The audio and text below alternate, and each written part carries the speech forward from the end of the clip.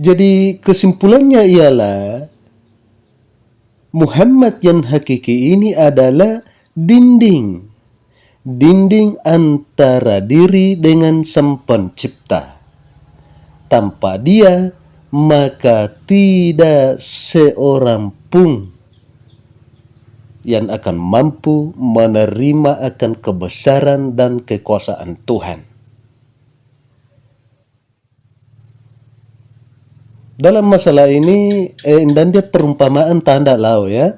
Dan dia perumpamaan tanda laut. Tapi nama Allah tahu perumpamaan untuk mendekatkan, hanya sekedar mendekatkan paham.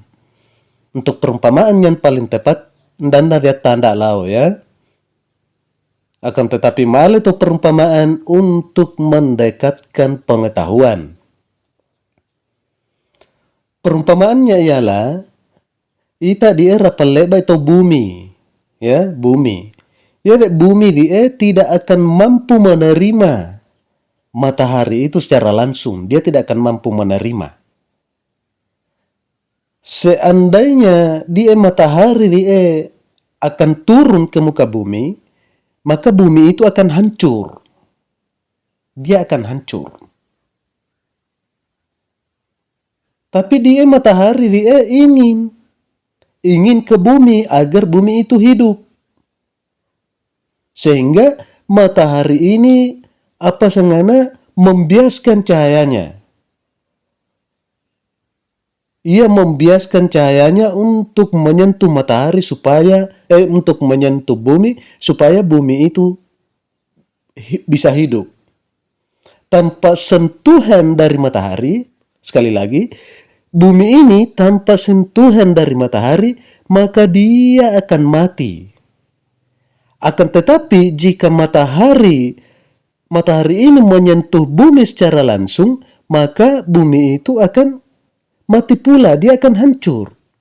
Sehingga matahari membiaskan cahayanya, membiarkan untuk menyentuh bumi ini, sehingga bumi ini bisa hidup.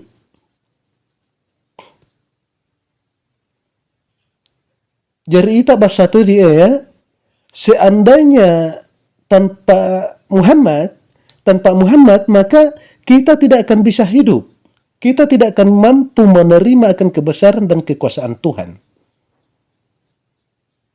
Mohon Allah Ta'ala, jika aku menampakkan wujudku yang sebenarnya, maka dunia itu akan hancur lebur sejauh pandanganku karena keperkasaanku. Sehingga Allah mengadakan Muhammad. Allah mengadakan Muhammad sebagai pembatas atau sebagai dinding antara diri dengan Sang Pencipta. Tanpa adanya Muhammad, maka kita tidak akan mampu menerima akan kebesaran dan kekuasaan Tuhan. Ndito natuo.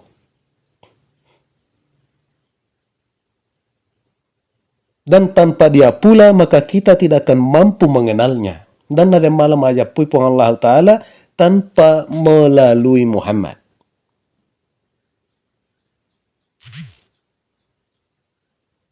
Dan bahkan dangi tahu natuo.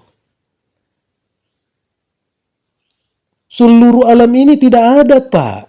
Seandainya bukan karena Muhammad. Karena dia adalah asal dari segala sesuatu. Dia adalah asal dari segala sesuatu.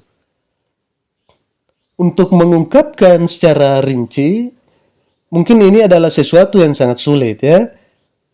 Sulit untuk dikeluarkan dan lebih sulit untuk menerima. Sebab yang mengetahui akan persoalan tersebut betul-betul didapatkan melalui pengalaman batin yang benar. Daerah ini adalah pengalaman batin yang tingkat tinggi. Tapi nuwengan itu bayangan sico ya, nuwengan itu bayangan sico. Perhatikan ya. Ia Muhammad yang hakiki. Dia adalah awal. Dia adalah awal dari segala sesuatu.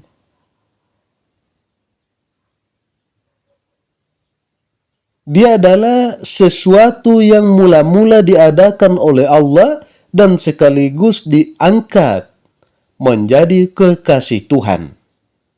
Mawani po Allah Ta'ala, ya Muhammad, seluruh kemuliaanku telah aku berikan kepadamu.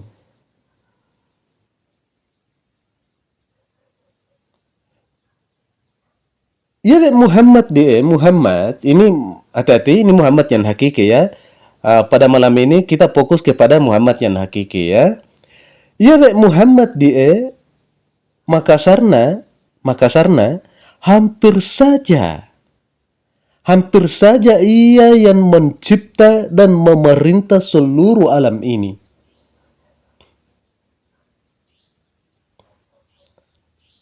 Dia tuh di lalan di Al-Quran di surat An-Nur ayat 35, mawani po Allah Ta'ala, yang artinya hampir saja dia menyala meskipun tidak disentuh oleh api. Maksudnya dia adalah ia Muhammad hampir saja ia mampu mencipta dan memerintah segala sesuatu.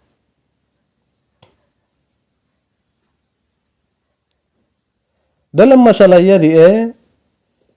sekali lagi, dan dia tanda lo perumpamaan ya, dan dia tanda lo perumpamaan. Akan tetapi Imam Al-Ghazali ma'alai perumpamaan untuk mendekatkan paham, hanya sekedar mendekatkan paham. Mawani Imam Al-Ghazali dalam kitabnya, dalam masalah ia di era Palebai, seorang raja ya, dia raja pertama, Raja A. Dia memiliki sahabat yang sangat dikasihi. Karena kasihnya lalu sahabatnya, sehingga dia rela memberikan seluruh kerajaannya. Dia memberikan seluruh kerajaannya, singgasananya, kekuasaannya, dan gelarnya. Nah, wengan gelarnya menjadi raja. Jadi sahabatnya gena di wengan ni seluruh kekuasaan yang dimilikinya. Sehingga si Raja B ini dialah yang memerintah di kerajaan tersebut. Akan tetapi pertanyaannya di sini ialah, inna tongambandi raja apakah yang memberi atau yang diberi? Ya, seperti itu. Mapar di sana sebenarnya dipahami ya. Dalam masalah ini kita betul-betul untuk mengetahuinya secara hakiki, kita betul-betul butuh pengalaman batin. Pengalaman batin melambi mai Pak ya. Tapi apa salahnya mau minta guru tahu, dengan harapan insya Allah malai tahu tanda lau ya. Kita kembali, kita lanjutkan surat An-Nur ayat 35. Di dalamnya Allah berfirman, dia bagaikan pohon zaitun yang tidak tumbuh di sebelah timur dan tidak tumbuh di sebelah barat. Maksudnya Muhammad yang hakiki ini, dia ada tidak berasal dari timur dan tidak berasal dari barat. Maksudnya adalah tidak seorang pun yang dapat mengetahuinya secara hakiki. Meskipun secara nalar, meskipun secara logika kita dapat mengetahui bahwa Muhammad ini berasal dari Tuhan, akan tetapi tidak seorang pun yang dapat mengetahuinya secara rinci seperti apa dan bagaimana kejadiannya anak dia sangat Muhammad yang hakiki.